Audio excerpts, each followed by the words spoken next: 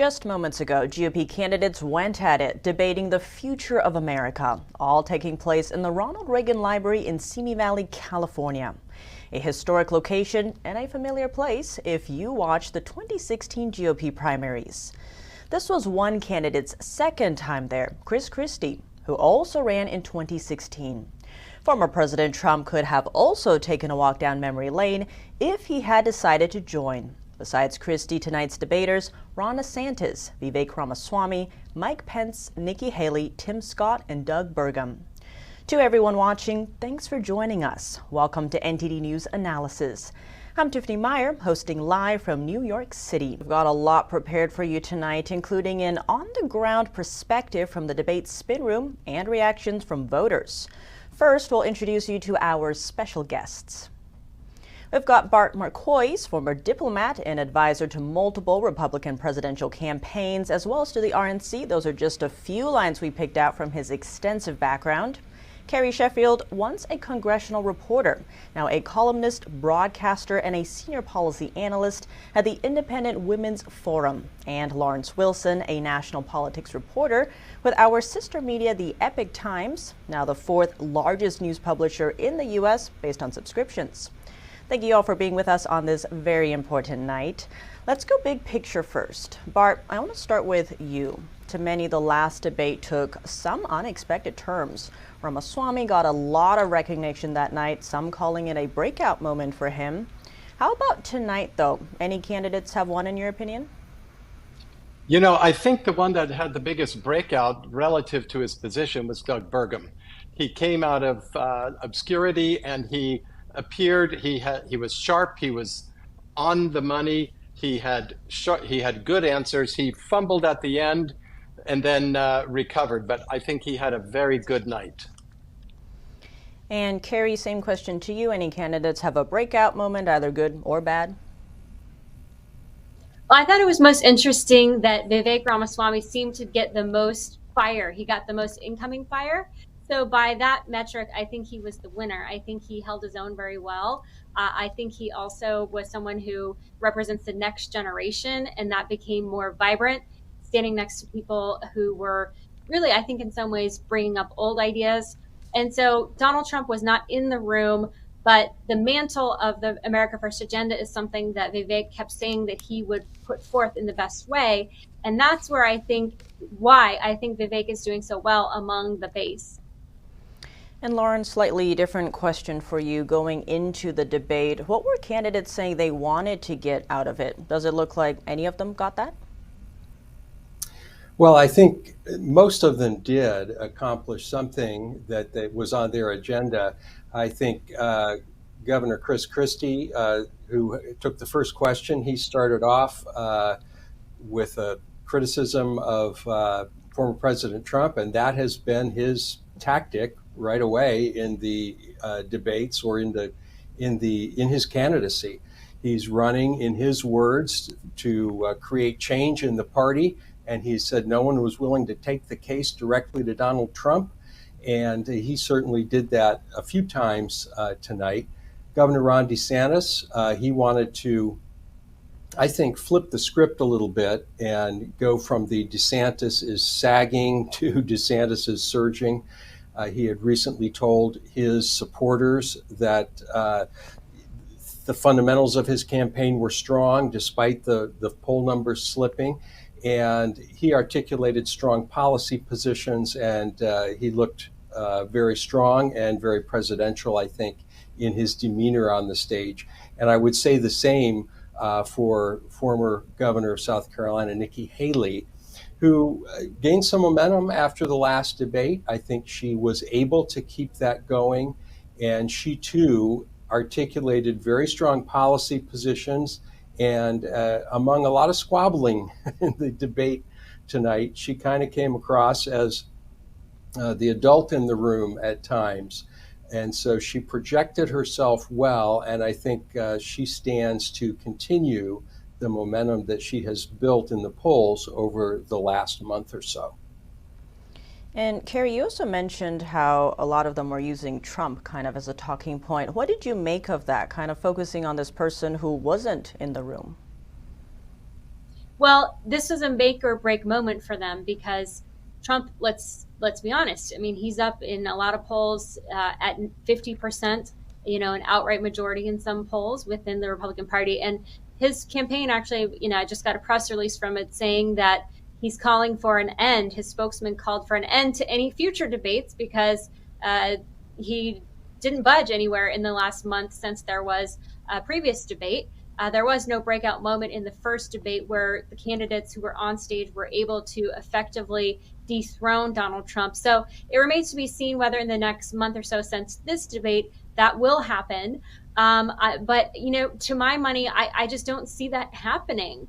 And so I think in that respect, Donald Trump was the real winner of this debate because even though there were a number of attacks that came on Donald Trump, you had Chris Christie taking attacks at him. You had Governor Ron DeSantis taking attacks at President Trump. You had Mike Pence. You had Nikki Haley.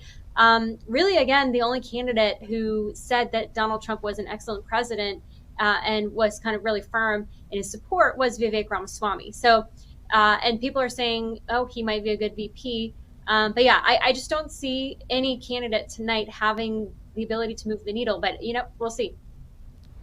And we'll be right back with all of you, Bart, Carrie, and Lawrence shortly. But first, if you've been following the polls, Trump's counter-programming strategy appears to be a winning strategy so far.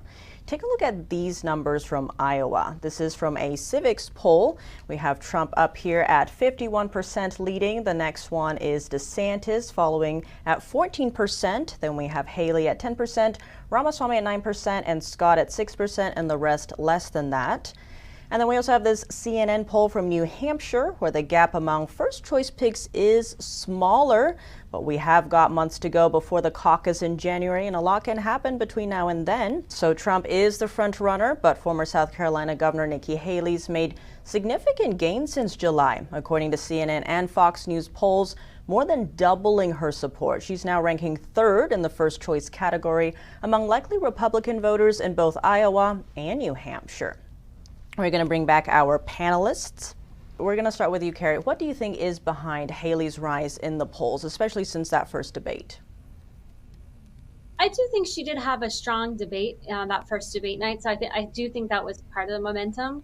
I think her portfolio of experience being an executive as a governor, being at the UN with foreign policy, I respected what she did, standing up for Israel at the UN, for example, a very hostile place toward Israel. So I think that was part of why we see the rise for Nikki Haley. But I think also, again, that's part of why we saw the rise for Vivek Ramaswamy as well. And I think that's why there was no coincidence why there was clashing between those two, because those were two of the primary winners of the previous debate. And so that was very interesting to see. In some ways, Nikki Haley made some pretty snide remarks, I would say, against Vivek Ramaswamy, saying to him, I feel stupider every time I listen to you. I thought that wasn't very presidential. And especially because she says she likes to say she's more electable than Donald Trump. But to me, that was kind of a Donald Trump-like insult. And so if she's trying to put herself head and shoulders above Donald Trump, then I don't think that's the route she should take. But I do think that overall, again, her portfolio experience is substantive. I like personally something she said today on the healthcare front, where she called for the repeal of CON laws, certificate of need laws. I don't want to get too wonky on it, but certificate of need laws basically create a monopoly where healthcare competitors cannot come in and offer lower prices or new services because of a monopoly that's granted by the government. So she did a great job on that answer. And Bart, I also want to get your insights on that. Why do you think Haley's been rising in the polls? I think she had a good debate performance in the last debate, and I think most of the others didn't. But I don't think that she helped herself as much tonight. She seemed too ready to attack. She knows she's in the same lane with Vivek Ramaswamy and Tim Scott, and she spent a great deal of time talking over them and attacking them, and she could have spent that time more profitably. I think that Vivek came out better of those three than either she or Tim Scott did. I think Tim Scott came in second of those three, and I think she came in slightly behind Tim Scott. When you look at what people are looking for, normal people, they're looking to see, is there somebody there that's going to fight for them the way Donald Trump says he fights for them and the way most voters feel that he does fight for them. And I didn't see anybody say, not one person said, I will fight for you. Trump, in his speech to the Detroit auto workers, said it repeatedly. And that's a contrast that I think we have to pay attention to. And Lawrence, it seems, there's been a lot of focus on the first debate and how that's been helping Haley. But looking at all the candidates, were there any big talking point differences from that debate and the one we just saw tonight? There really weren't that I discerned. I think we heard a lot of the stump speech language behind everyone's answer. And I've heard most of their stump speeches multiple times. And I can tell when they start resorting to them, and they tended to do that. There were a lot of non-answers to questions tonight as people just kind of went to their standard lines. I think the best example of that was when the subject of support for Ukraine came up, and it was the same old fault lines that we've seen before. Vivek Ramaswamy is the one who's strongly opposed to supporting the war or for further support for the war. Ron DeSantis tries to play a little bit of a middle ground that we want to oppose Putin, but we want to put America first. And the others line up behind a very traditional sort of neoconservative position that fighting Russia serves an American interest, and it's vital for us to do that. And that's what they've been saying for quite a while. Now, there were some new subjects that were brought up in this debate, and so we did hear some things that we haven't heard before, but I don't think they were inconsistent with what these candidates have been saying for quite a while. And Carrie, turning to you, it seems there was a lot of interruptions tonight, a lot more than the first debate. Why do you think that is, and do you think it served any good purposes for any of the candidates? I don't think it really served any good purposes. I think the reason why, again, is because they wanted to have breakout moments against Donald Trump and then wanted breakout moments against each other. So, for example, Senator Tim Scott, the rap on him was that he was too nice in the first debate and basically kind of non-existent. And so you could definitely see he was far more aggressive. He interrupted a lot more. He showed a side of him that seemed to be way more aggressive than I've ever seen. Going after the curtains in the office of Nikki Haley, and lots of sparring over the gas tax in South Carolina. So that was a dynamic that you haven't really seen from Senator Tim Scott, because he paints himself as Mr. Optimism.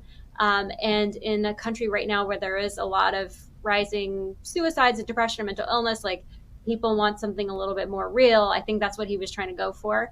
In terms of the crosstalk with the other candidates too, as my co-panelist mentioned, Nikki Haley was a lot more aggressive also, I think, because she wanted to project more strength, perhaps as a female candidate. That's one of the biases that you see in statistics or how an audience perceives a female versus a male candidate. When the camera is trained on a male, he has to project warmth, and the woman has to project strength, because of the natural gender differences that are real, despite what the left wants to say.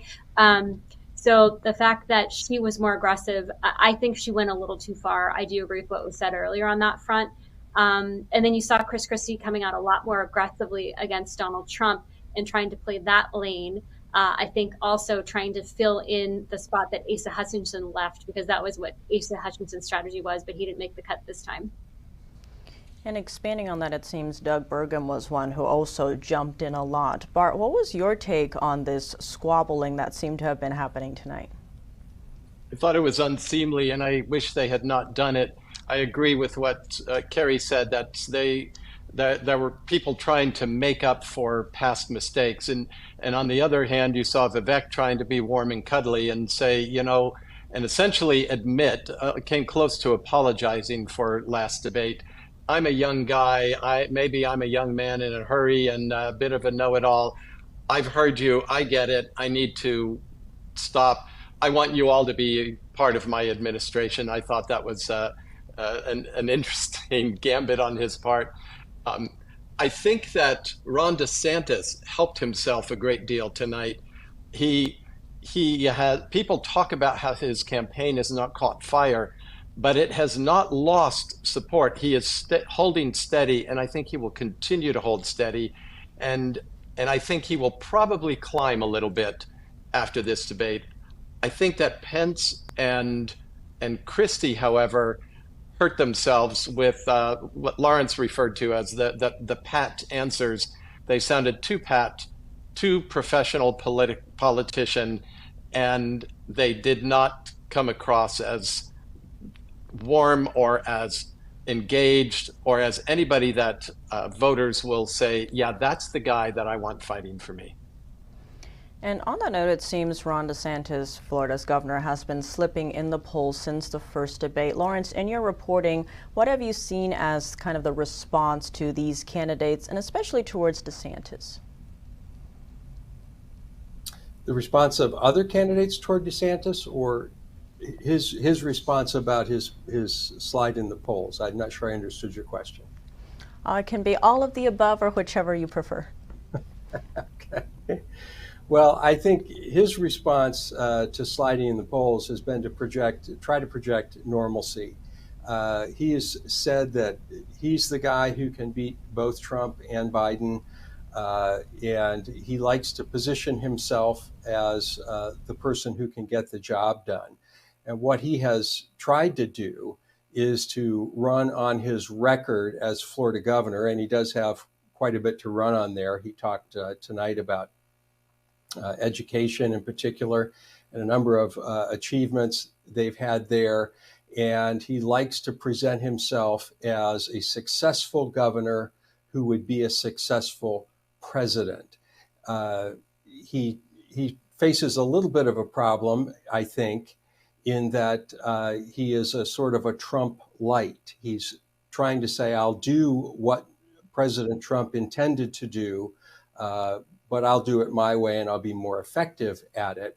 And of course, he's running against President Trump, not Joe Biden. Sometimes you would think that these candidates are already in a general election because they refer to Joe Biden quite a bit. Not as much this time, I think, as last time. But he's running against someone who has still tremendous popularity. And so he's trying to say, I'll do what he would do, but I'll actually do it. And so far, that hasn't kicked him up in the polls. His "I'm the electable one" has not been apparently convincing to enough would-be Republican voters. And speaking of Trump, it seems we do have that Trump clip now, so we're going to play that for you all and then have your reactions after. I will then go to every foreign country where we're paying billions and billions of dollars for their military defense, as I was doing before, and tell them that if they do not massively increase their purchases of Ford, Chevys, GMs, and Jeeps, our troops are packing up and we're coming home. You got to buy our products. You got to buy our products. And that's going to be the least of it.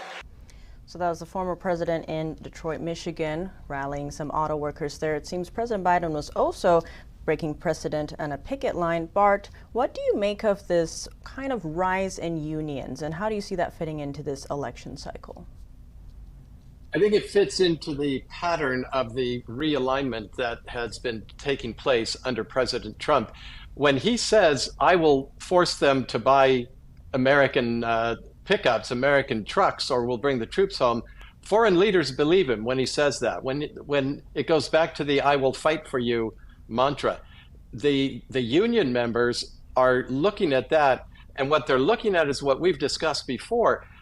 The strike is not just about wages, it's about electric vehicles. And Trump called that out over and over and over tonight and said, listen, what good is it to get higher wages if 3 years from now you're completely out of a job because they've changed the nature of manufacturing?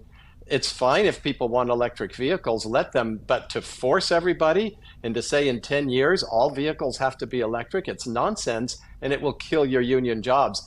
And I believe that his approach to those union members is going to work. I think that they will turn and they will vote for him. And I think they will put pressure on their president and say, endorse President Trump.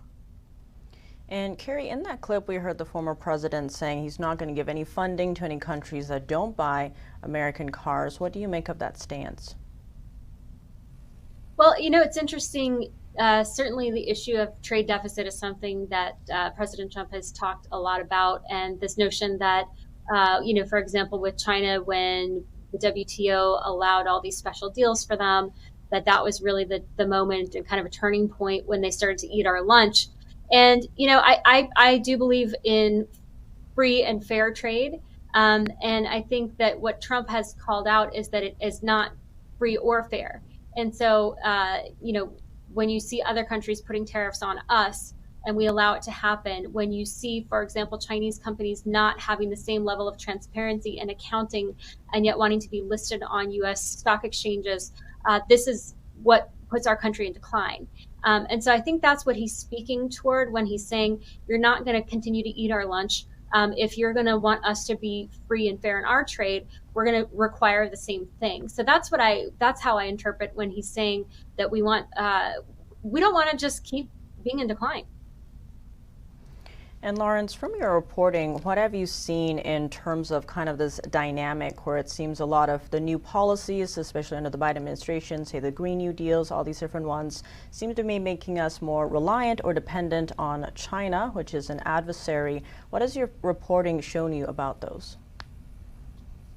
Well, there's been a lot of activity and action, or talk at least, and some activity in Congress around this idea that we're depending more and more on technologies that we don't control. And so you saw last year the Chips and Science Act, which was intending to bring microchip manufacturing back to the US, because of course we're all depending more and more on computer-driven devices.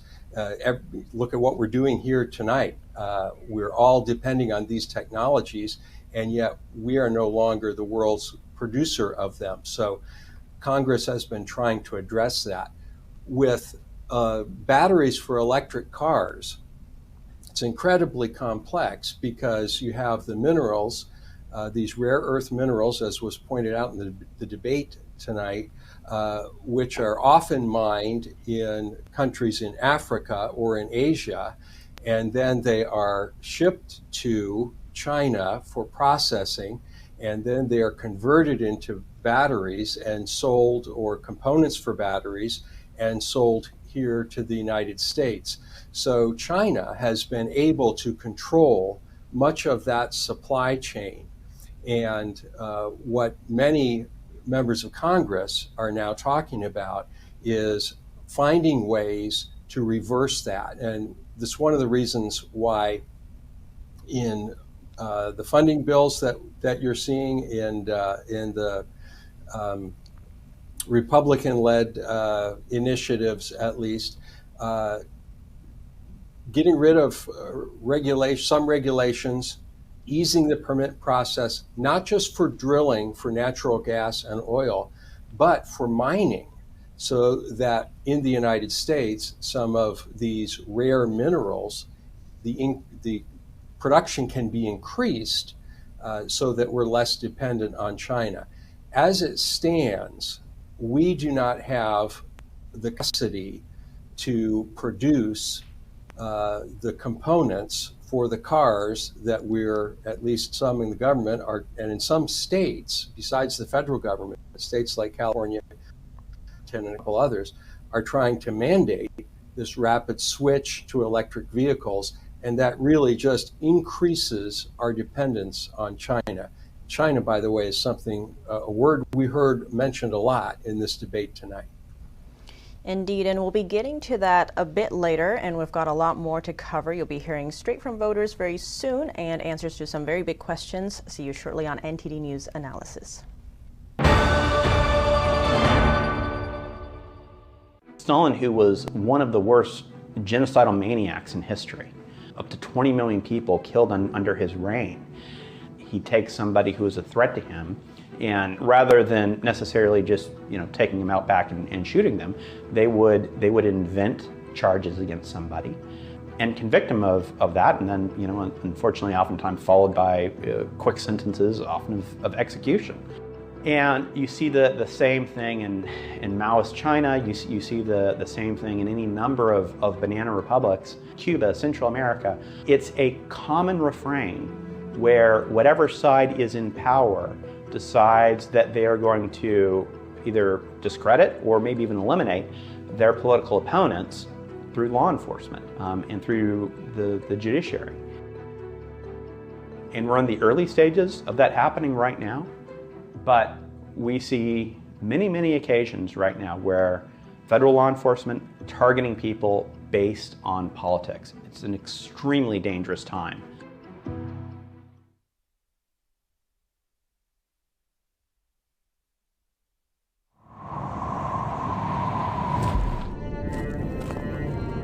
We're all searching for answers. I grew up on the Great Lakes. I sat on the shoreline looking up into the sky a lot. It opens your curiosity. I just knew that there was some power that is deeper than what we realize. That God is bigger than what we realize. We limit God because we're limited in our thinking. In my soul, I wanted to learn. I wanted to understand better why we're having all these problems in life.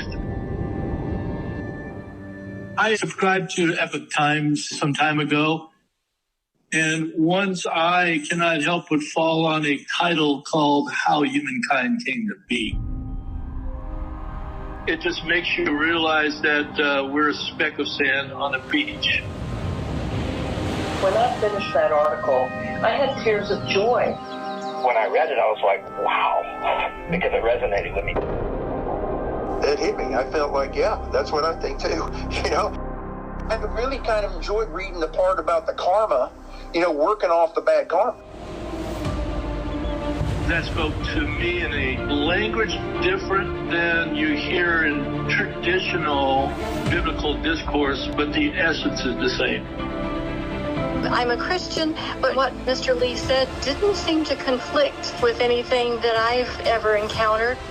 It gave hope that there is a presence, there is a force.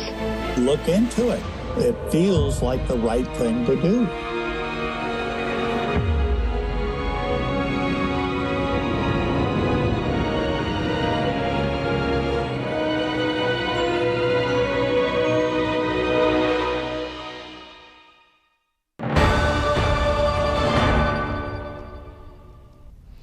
Welcome back to NTD News Analysis. I'm Tiffany Meyer, live from New York City. We're actually going to our colleague now, Steve Lance, who's in the spin room. He has an interview with a Trump surrogate. Let's watch that.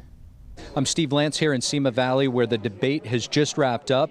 It was at times a fiery debate. There was a lot of exchange. Some insults were hurled. One key point that loomed large tonight was the issue of China. Vivek Ramaswamy, he was the center of a lot of attention, being sandwiched at some points by some of the candidates. Another thing that obviously loomed large was the fact that former President Donald Trump was not on the debate stage. He was called out and addressed by a few of his competitors there. I'm actually with one of the three Trump surrogates who's here in the spin room right now. He's joining us, Kevin Marino Cabrera. He's also the Miami-Dade County Commissioner. Kevin, thank you so much for joining us. Thank you, Steve. Yeah, tell us, what were your thoughts on tonight's debate? Honestly, uneventful and uninspiring. We saw a room full of people that are campaigning for some sort of cabinet position or something in the administration, and a room full of media and their campaign staff, while President Trump is in Michigan taking his message directly to the voters, to the people that are actually going to decide this election.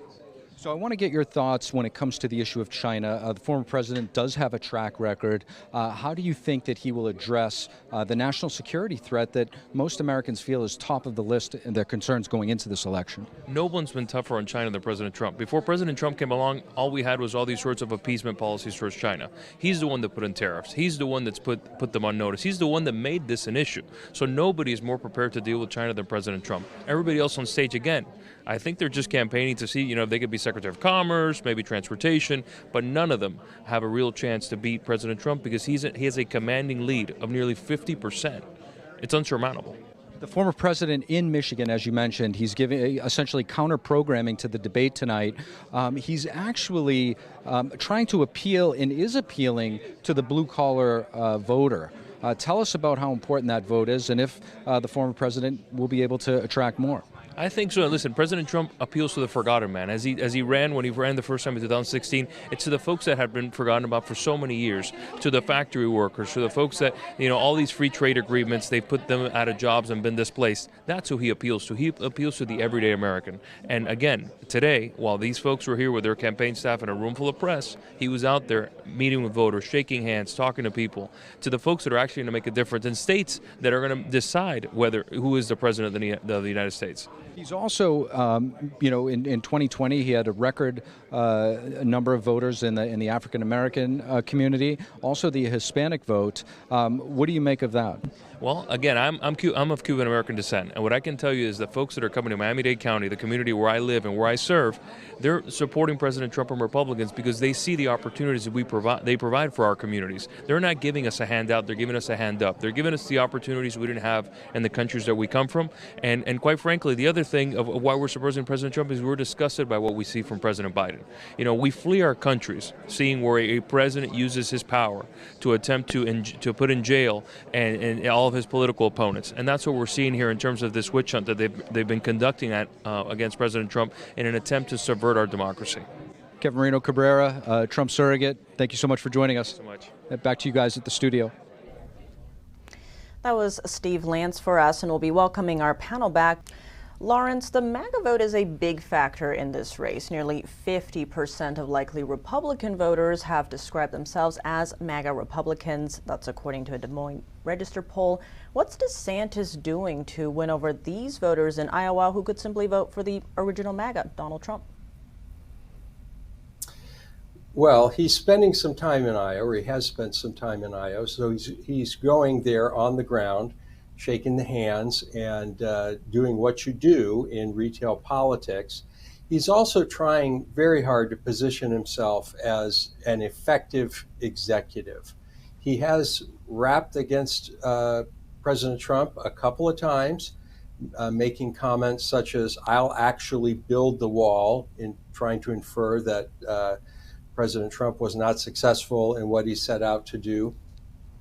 He has also criticized President Trump for his handling of COVID and pointing out that he, as Florida governor, kept the state open, kept the churches open.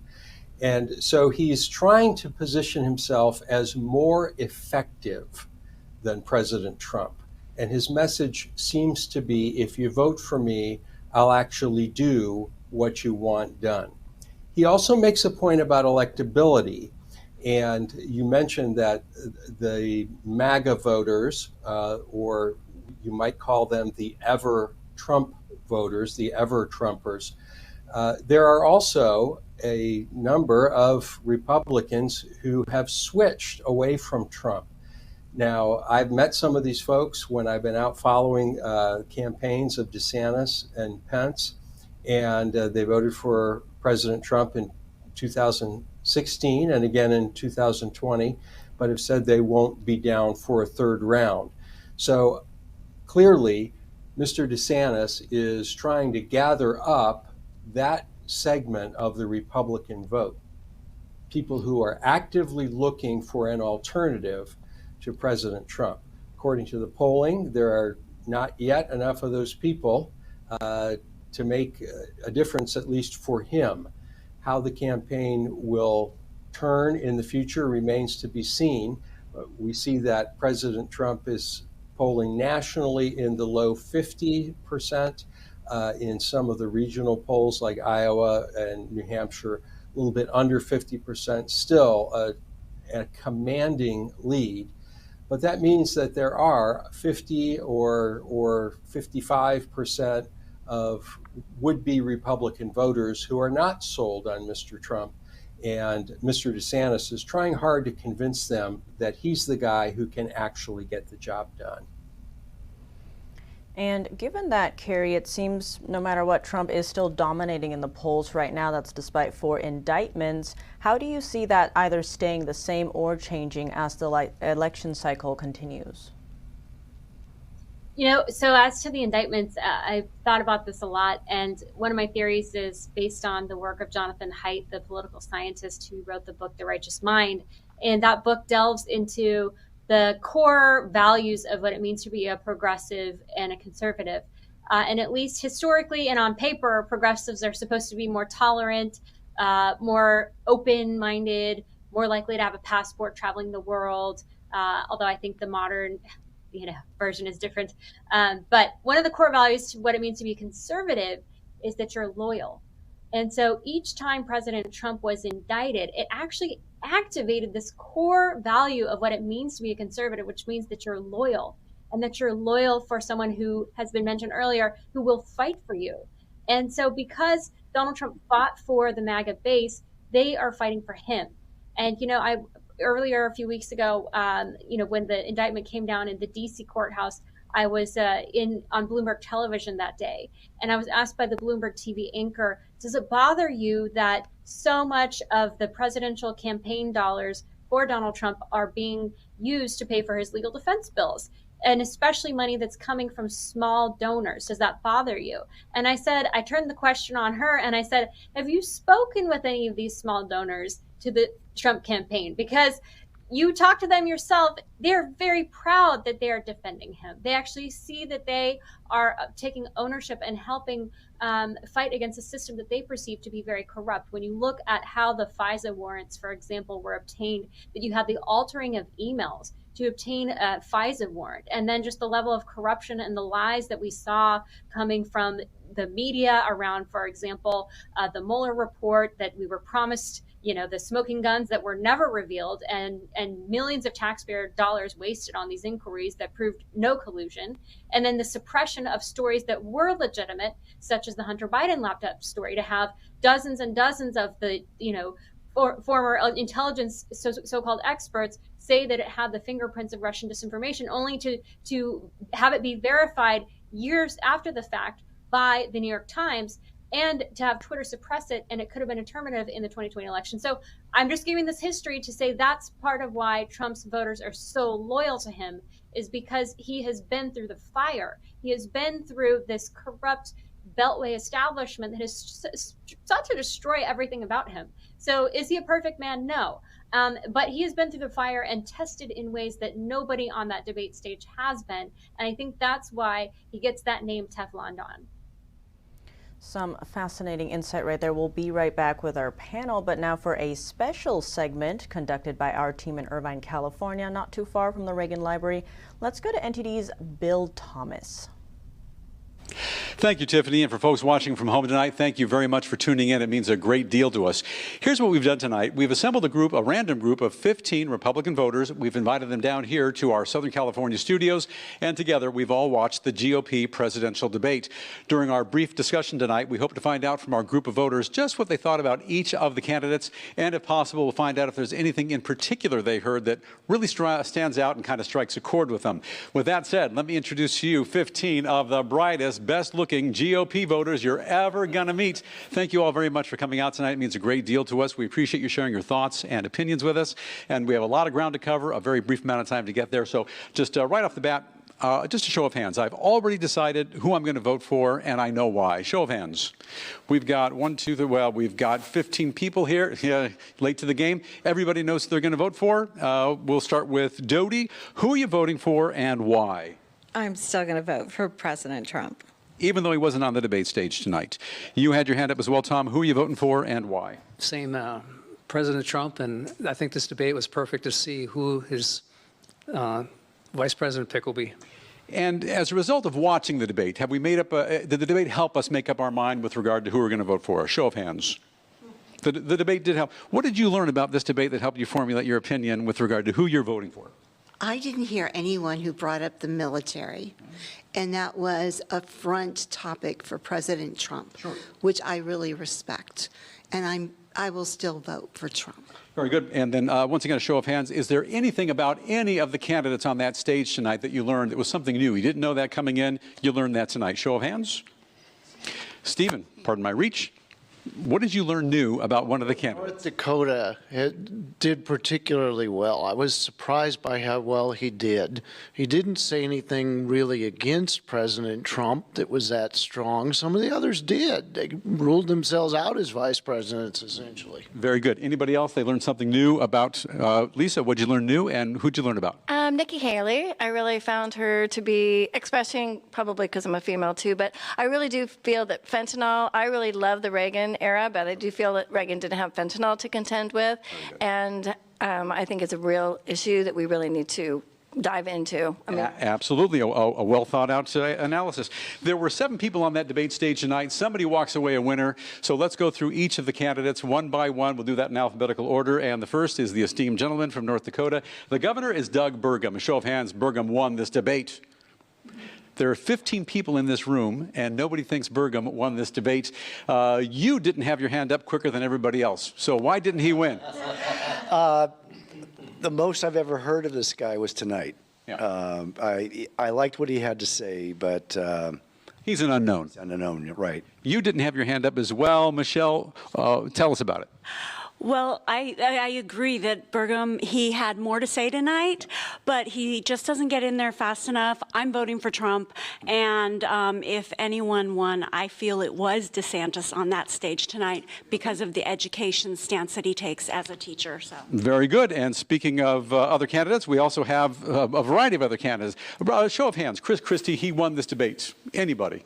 15 people, nobody for Chris Christie. You don't have your hand up. Why didn't Chris Christie win this debate? I think that he's up there just to be against Trump. So. You also, Robert, didn't have your hand up. Chris Christie, in your estimation, pardon my reach, he did not win this debate because? I don't think Chris Christie understands what really is standing in front of the American people today, and I don't think he has the ability to deal with it. Very good. Next in alphabetical order is Governor Ron DeSantis, the esteemed gentleman from Florida. Does anybody think Ron DeSantis, as a result of this debate, he hit a home run, he wins the debate? We got a couple of people. He won that debate. Tell us about it. Yes, he did. He had almost all areas that he covered were really on spot. I think that he, more than anybody else, has the best chance of winning against Trump. And somebody else said Ron DeSantis won. Ron DeSantis won because? I, again, like his stance on education and on parents, and I also like his stance on the border. He said he would, he would send he would go after the border and go after the drug cartels. Very good. Only one female on that stage tonight. Nikki Haley wants to be the next president of the United States. A show of hands, Nikki Haley won. Nikki Haley did win. How did she pull it off? What did she do? What did she say? Well, I would say she didn't technically win, but I think she would be the best running mate for President Trump. Either her or else Senator Rick Scott would be the best choice as far as bringing in independents and minorities and female voters, or suburban moms. So, and we need a female president. We need the best. We need President Trump, actually. You know, Mike Pence. No one is closer to the White House on that stage tonight than former Vice President Mike Pence. He won the debate tonight. Anybody? 15 people are here, and Mike Pence. None of you say Mike Pence won that debate. Mike Pence did not win in your estimation because? Well, whenever I see him, I just think of when he had that fly on his head. Yeah. I think he wants to take credit for everything that went right with Trump, and he doesn't support Trump. So he's the last on my list. And then Vito, if I can squeeze in between you, Vito, you didn't have your hand raised. He did not win that debate because, in your estimation? In my estimation, Mike Pence didn't win the debate because, and all the candidates that I feel didn't win the debate were the ones that insulted President Trump. He's very popular, and it's very insulting to the voter base to go to them and tell them that somebody that they all like is not somebody that they should like. Absolutely. Okay. Next candidate, going down alphabetical order, Vivek Ramaswamy. A big round of applause for me because I didn't botch up his name. Everybody? Vivek Ramaswamy. Oh, very unexpected. Vivek Ramaswamy, a show of hands, he won this debate. 1, 2, you were late to the game. 3, Joe, we'll get back to you. Joe, you say Vivek Ramaswamy won this debate. Educate the group. You know something they don't. I just think he has all the right things to say, but there's something about him I don't trust. Vivek win a lot of people. You did think so. Anybody else that was for Vivek Ramaswamy? Show of hands. Anybody else? You. Yes. Pardon my reach. Vivek Ramaswamy, he won the debate. Tell us why. Vivek really is a businessman. He has learned it extremely quickly, and he's on board with every issue. He might not have the specific answer, but he said, I'm willing to listen and have you all help me. Outstanding. We recognize the esteemed gentleman from South Carolina, Senator Tim Scott. Show of hands, he won the debate. Nobody says he won the debate. Quickly, Donald Trump. We are running very short on time. Donald Trump should have been here tonight facing his opponents. A show of hands. And anybody here that thinks Donald Trump, can anybody unseat Donald Trump on that stage tonight? And our final question tonight, if you could, was there anything that should have been talked about tonight on that debate stage that was not discussed? You're all satisfied, for the most part. Two people say you didn't hear everything, but for the most part, who won the debate overall in your collective estimation? Was it Ramaswamy? Was it Pence? Was it DeSantis? Donald Trump. It's a mixed bag of tricks. There's no clear indication who won that debate. Thank you all very much for coming out tonight and participating. We certainly appreciate it. So there you have it. A group of GOP voters, they give their response to the debate. Apparently, no one has a clear indication about collectively who really won this debate, a very contentious debate. But this group of voters says they will be voting, and they will be voting for a Republican. From our NTD TV studios here in Irvine, California, I'm Bill Thomas, and Tiffany, back to you. Bill Thomas for us there, and some great insights and fascinating answers from the voters themselves. And in just a moment, a topic that was brought up quite a few times, the Chinese Communist Party, and what to expect from candidates as we inch closer to the Iowa caucuses. Plus, more from the Spin Room. Don't go away. We'll be right back shortly on NTD News Analysis.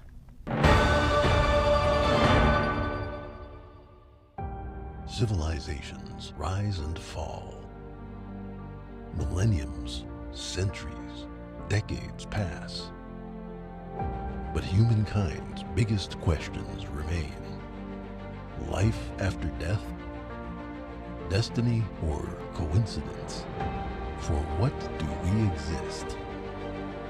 Explore them with us. Mysteries of life.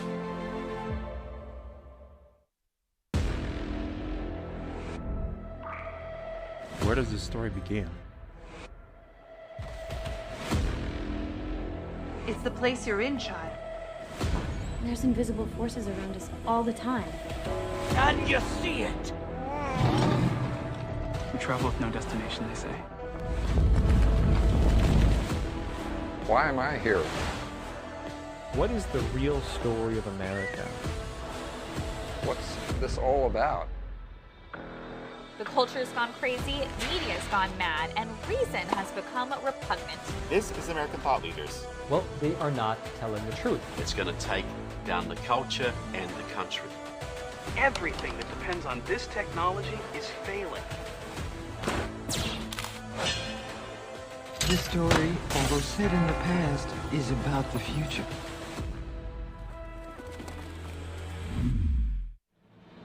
There's reporting that can be trusted. There are programs that can inspire every generation. There is a television network worth watching and sharing. Our commitment is to bring you the facts and to show you the world. We won't be divided by politics, and we won't be swayed by the dollar. We believe in the strength of our nation and the hope in our shared humanity.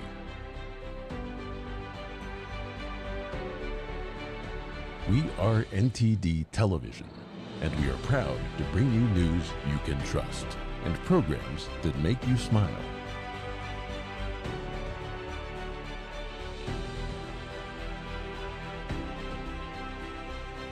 NTD, the power of truth. Now available 24/7 on television and streaming platforms. What is China like really? Is it defined by its giant economy, an oppressive government, or its people? By the worst persecutors or the most courageous freedom fighters? We're lifting the veil to look at global impacts and how close the regime is to your doorstep. From eyewitnesses and analysts, get the facts. Here on China in Focus.